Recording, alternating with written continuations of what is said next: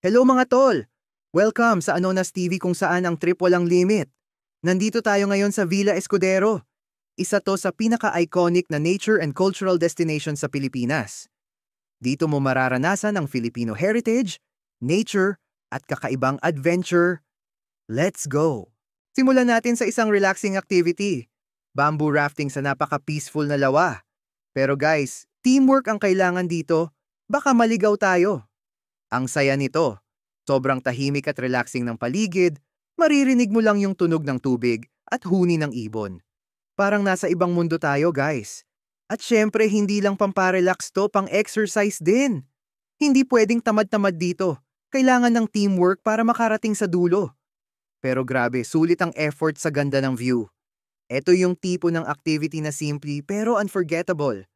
Perfect para sa bonding with family and friends. Kung gusto nyong matry, add nyo na to sa bucket list nyo. Sobrang worth it.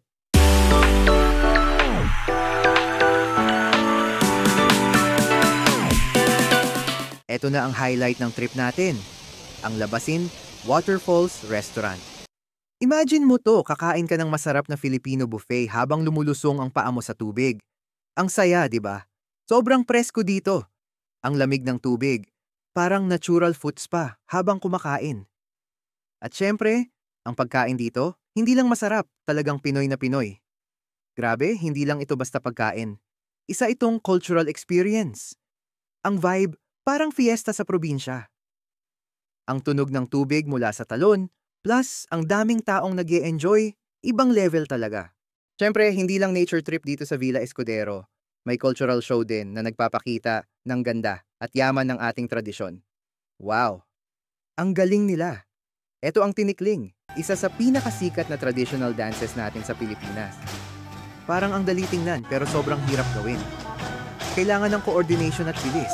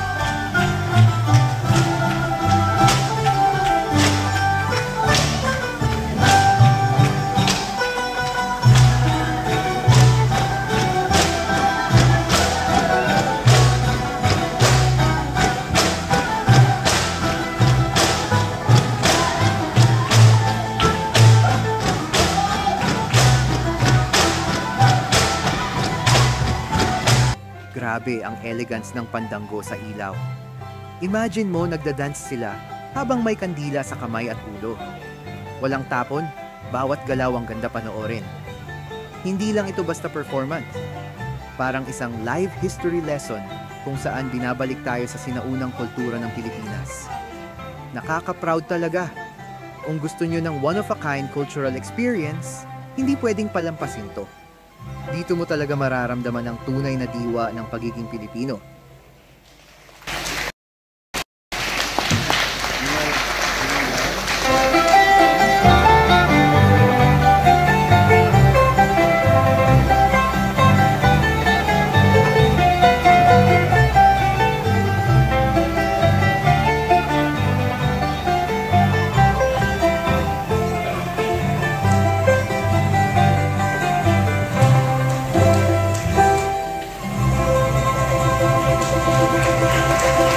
Ito na ang isa sa pinaka-unique na rides dito sa Villa Escudero, ang Carabao Cart Ride. Para tayong bumalik sa sinaunang probinsya life, kung saan ganito talaga ang transportasyon noon. Ang saya nito. Habang chill lang tayo dito sa cart, may kasama pang live music mula sa mga lokal na mga awit.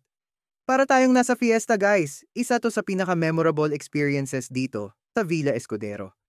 Mamang sorbitero, kung nasaan ka, init ng buhay, bawiin mo na. Mamang sorbitero, tayo'y sumayaw, kalembang lungaw, muling ikaw ay batang hindi sa'y naghihintay. Biyang ligaya, ngayong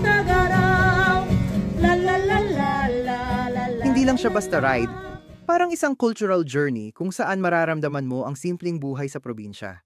Ang saya, sobra. Saludo tayo sa ating mga magsasaka at sa mga karabaw na katuwang nila sa buhay. Isa lang to sa mga nagpapakita kung gaano kayaman at kaganda ang kulturang Pilipino. Marami pa kayong pwede puntahan dito sa Villa Escudero, kagaya ng museum, plantation, scenic gardens and landscapes at iba pa. Sobrang sulit! Kung gusto nyo ng relaxing pero exciting getaway, Villa Escudero is the place to be. Like, share, at subscribe sa Anonas TV para sa mas marami pang travel adventures.